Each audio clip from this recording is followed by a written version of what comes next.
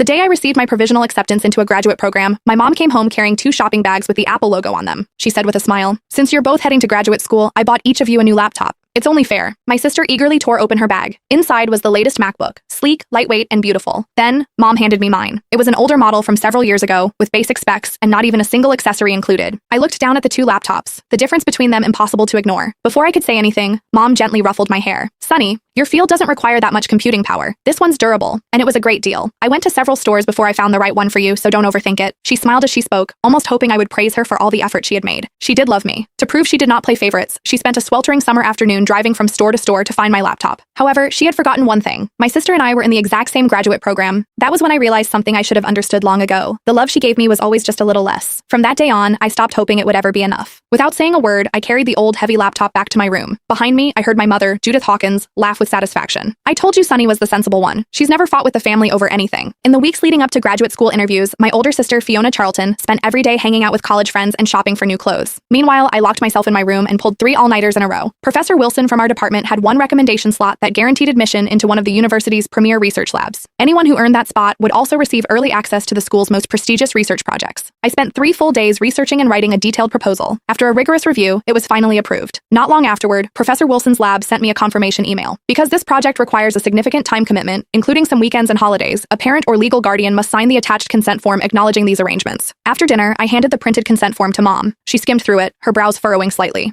"So, you'd be joining the advanced research lab, and you'd have to work weekends and holidays too? That sounds exhausting. You're about to start graduate school. There's no reason to push yourself this hard. I don't mind working hard, and this opportunity is incredibly rare. It'll help a lot when I apply for a PhD and when I start looking for a job," I answered simply. Mom nodded, folded the form, and slipped it into her pocket. "All right, I'll read it carefully tonight and sign it for you tomorrow." I believed her. 3 days later, the thing I received was not my signed consent form. Instead, I saw Fiona's name on the list of students accepted into Professor Wilson's research lab on the department's website. I stared at the screen for 3 long seconds before getting up and pushing open the door to Mom's bedroom. She was sitting on the edge of the bed, helping Fiona pick out a dress for graduate school orientation. The 2 of them were chatting and laughing together. Why did Professor Wilson's lab position become Fiona's? I looked straight into Judith's eyes, my voice eerie in its calmness. Mom froze, her hand still holding the dress. Fiona immediately stood up, looking awkward as she avoided my gaze. "Sunny, I didn't know. Mom told me Professor Wilson offered me the position himself." "Go try on this dress first," Judith interrupted, patting Fiona on the back. "Check yourself in the mirror in the living room." Fiona hesitated for a moment before leaving. As soon as the door closed, Mom let out a long sigh. She walked over to me, her face filled with what looked like both love and helplessness. "Sunny, don't blame me for making the decision without asking you." She reached for my hand. "I contacted Professor Wilson myself. I had your research proposal replaced with Fiona's." After looking through Fiona's undergraduate record, he reluctantly agreed to accept her. I slowly pulled my hand away and stared at her. That was my spot. I stayed awake for 3 straight nights researching and writing that proposal just to pass the first round. What gave you the right to hand it to her?